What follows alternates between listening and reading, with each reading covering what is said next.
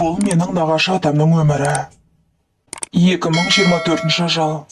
Жаңа жылды ауылымда қарсы алуға бардым. Нағашы атам да келді. Сол кезде нағашы атамнан: «Атау, маған қызықты әңгіме айтып беріңізші. Мен әңгіме қылып жазайын», дедім. Сонда атам: «Мен өз өмірімді баяндап берейін.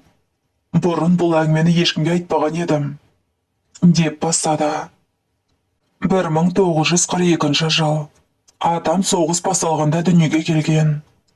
Үйдің ең кенжесі, әрі жалғыз ұлы болыпты. Бірақ тоқалдан туылған ұлы еді. Бәйбіше туған біраз бала 6-7 жасқа келгенде әртүрлі жағдаймен шетіне берген.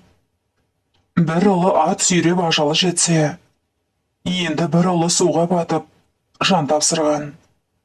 Әйтеуір ұл қыздары өсіп, көз қуанышы болған кезде қара жерге аттанып отырған.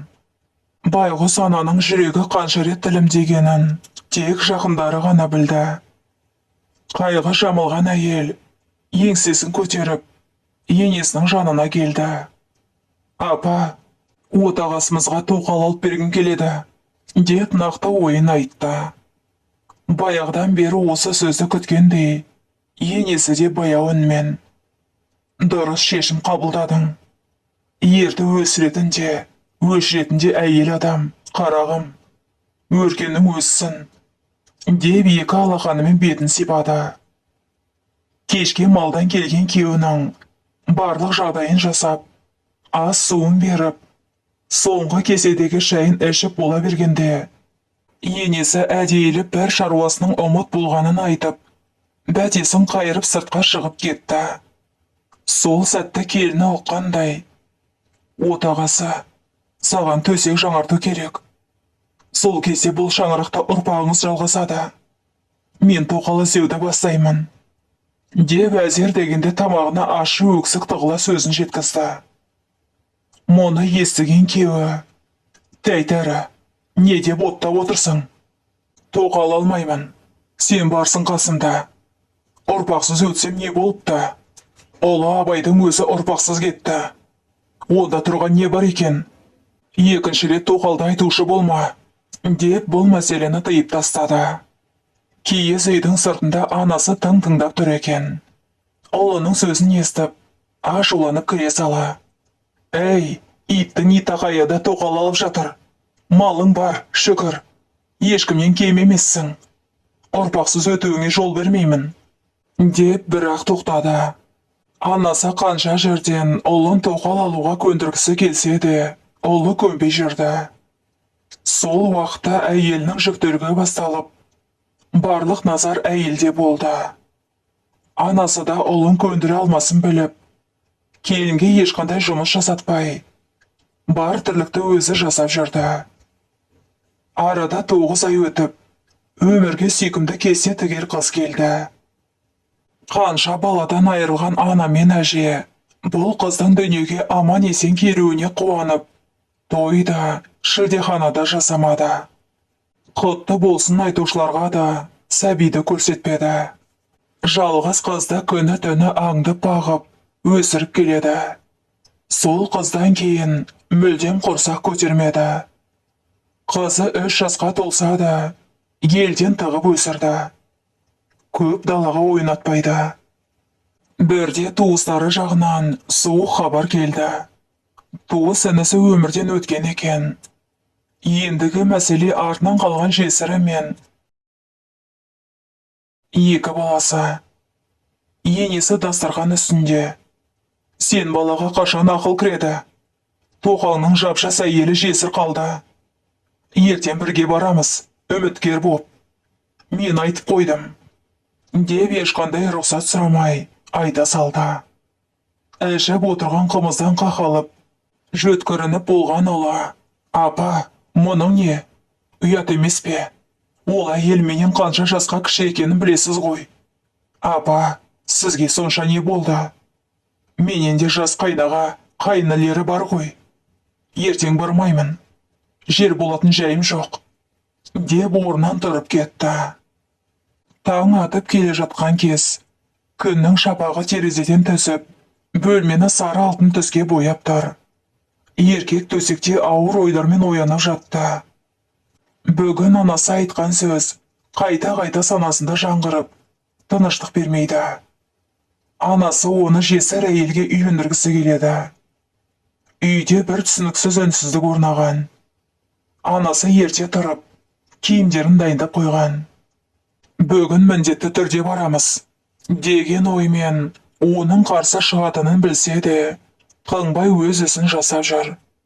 Апа, қойсаңшы, деді еркек қиналып. Болды деп ескерттім ғой, мен бармаймын. Анасы шүберекке оралған киімді үстелге қоя беріп, ауыр күрсінді. Ұлының сөздерін тыңдағысы келмейтіндей күйде еді.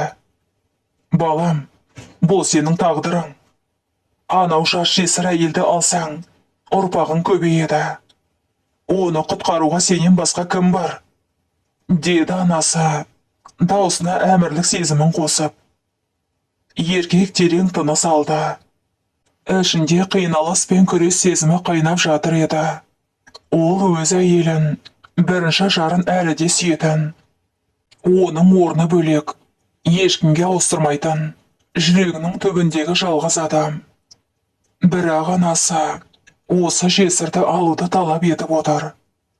Анасының сөздері бір жағынан дұрыс сияқты көрінсе де, оның жүрегі қарсы шығуда. Апа, мен оны сүйемін. Жанымда сүйікті әйелім бар. Неге түсінбейсің? Деді ол, көзіне тіктеп қарап. Анасы оны тыңдағысы келмейтіндей күйде еді. Әйелің өлген жоқ, түсінемін. Бірақ мына жесірдің де жағдайы оңай емес. Балам, сен ер азаматсың ғой. Үлкендерді тыңдау керек. Мен сенің болашағыңды ойлап отырмын. Деді анасы жұмсарғандай болып. Еркек үнсіз қалды. Ол анасының жанашырлығын түсінсе де, өз жүрегінің шын даусын естімей, бұл шешімді қабылдай алмайды. Апа, кешір. Бірақ бұл жолы сені тыңдай алмаймын. Мен оны алсам, өзім де, ол да бақытсыз боламыз. Сен үшін басқа шешім бар деп үміттенемін. Бірақ бұл жол менікі емес. Деді ол, анасына жақындап, қолын ұстады. Анасы ештеңе демеді. Екі көзі толқып, ойға шомып қалды да, бірдеңеден қалғандай, үйден асыға шықты. Ұлын тыңдамай, тоқалдың үйіне қарай кете барды. Жайлаудың күнделікті тіршілігі жүріп жатқан кез еді. Енесімен жас тоқал балаларымен үйге қарай келе жатыр. Оның жасы 25-тің ар жақ бер жағында. Алайда айналасындағылар бұл таңдауына таңғалысын жасыра алмады. Қайныларын таңдауының орнына жас әйел жасы 40-қа таяған еркекті қалады. Келген күннен бастап үйдегі жағдай өзгерді. Енесі екі әйелді бөліп, бәйбіше мен тоқал деп ат қойды. Бәйбішенің орнын белгіледі. Оны өзінің қасына, үйдің ішкі тіршілігіне жақын етіп ұстап, тоқалды ұлының жанына жіберді. Балама ұрпақ керек. Мына жас әйел сол үмітті ақтайды, деп шешті. Тоқал үйдің тірлігіне бірден араласып кетті.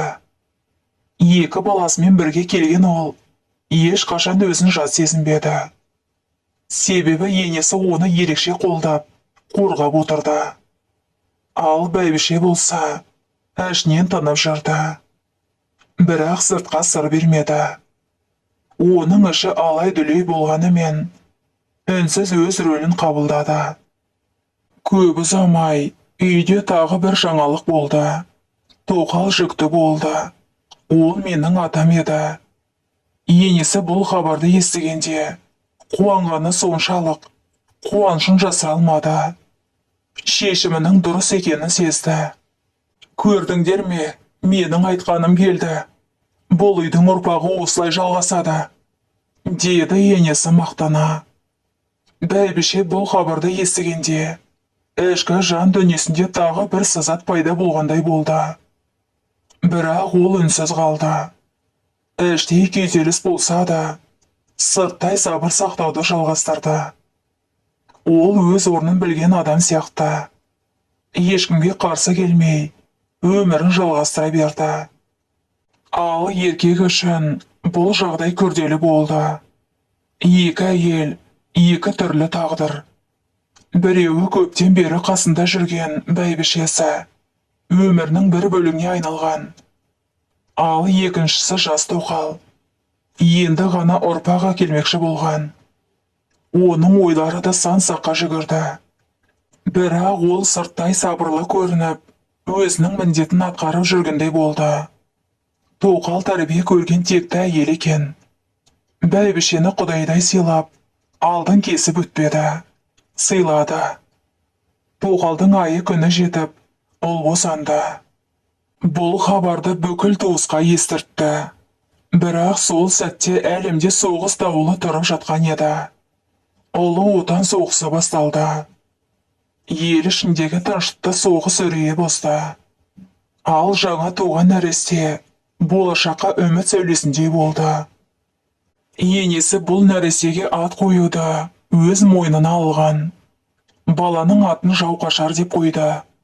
Бұл есім ерекше мағынаға ие еді. Елімізден жау қашсын, соғыс болмасын деген үмітпен қойылған бұл есім келешектегі бейбіт өмірге деген сенімін білдірді. Бұл бала соғыс біткенше өсіп жетіліп, елге жарық нұрын шашады. Жау қашқандай, осы бала еліміздің болашағын жарқын етер, деп енесі іштей дұға етті. Жауқашардың дүниеге келуі үлкен үміттің символы болғандай. Қанша қиындық болса да, халықтың жүрегінде бейбіт күнге деген сенім сақталды. Анасы баланы құшақтап, болашақтың белгісіндей қабылдады. Сол сәтте бүкіл үй соғыстың салмағын сезінсе де, бұл кішкентай жанның келуі олар үшін жаңа бір үміттің бастамасы еді. Соғыс басталған кезде елдің жағдайы тым ауыр еді. Майдан даласынан қайтпаған азаматтар сансыз. Қаншама әйел жесір, қаншама бала жетім қалды. Әр үйге қайғы орнап, жұрт бейбіт күнге деген үмітін сарғайтты. Соғыс аяқталып, ел еңсесін енді ғана тіктегенде тағы бір сынақ келді. Елді шешек ауруы жайлады. Бұл дерт ауылдың үрейін шарап, балалардың өмірін жалмап жатты. Жас Жауқашар да 3 жасында сол қатерлі ауруға шалдыққан. Бәйбішенің жалғыз қызы да ауыр халде болды. Ал тоқалдың бұрынғы некеден еріп келген 2 баласы бұл сұмдық дерттен көз жұмды. Байғұс ана балаларының қазасына шыдай алмай, ботадай босап қала берді. Ауру мен қайғы бірінен соң бірі келіп, үй ішіндегі ауыртпалықта еселеді. Алайда шешек дерті басылмады. Ендігі ажал бұл үйдің ең кенжесі Жауқашар мен оның әпкесінің төбесінде тұрды. Тоқал ұлының өмірі үшін бар жанын салды. Түн ұйқы көрмеген тоқал бәйбішенің қасына келіп, оның тізерлеп, қолын жайып, дұға етіп отырғанын көрді. Оның сөздері тоқалды шошытты. Жаратқан ием, деді бәйбіше жалынып, көз жасын сүртіп. Ажалды қызыма бере көр, Жауқашарыма өмір сыйла. Қызым саған садақа, Жауқашарды аман қалдыршы, деп жалына жылап жатты. Тоқал бұл сөздерді естіп, іштей дір етті. Бәйбіше ана жүрегімен ең қымбат нәрсесін құрбан етуге дайын екенін көрсетті. Ол тоқалдың ұлы үшін қызынан айырылуды да қалап тұр еді. Екі әйелдің көздері жасқа толып, бір-бірін үнсіз түсініп, сол түнде жаратқанға жалбарынды. Олар әрқайсысы өз жүрегіндегі ең асыл нәрселерін тілекке қосты. Қатты күрес жүріп жатты. Бірақ олардың қолында тек үміт пен дұға ғана бар еді. Таңертеңгі уақытта бәйбішенің тілегі қабыл болғандай қызынан айырылды. Жауқашар сол күні аурудан бас көтеріп, өмірге қайта келгендей болды.